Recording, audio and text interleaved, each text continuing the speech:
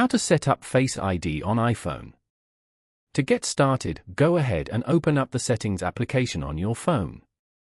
Once you're here, scroll down and tap on Face ID and Passcode. Enter your current passcode over here. You will then be brought to the Face ID and Passcode settings page. Over here, you can manage apps using Face ID and other iPhone access settings, set up alternative appearances and change your passcode.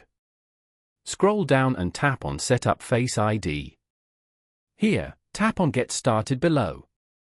After that, follow the instructions as shown to set up a Face ID on your phone. Doing this, you can enhance your privacy and security, and improve your overall experience with the device. Following these steps, you can easily set up Face ID on iPhone. Thank you for watching. Please leave a like if this tutorial helped you, or leave a comment below if you have any questions related to the video.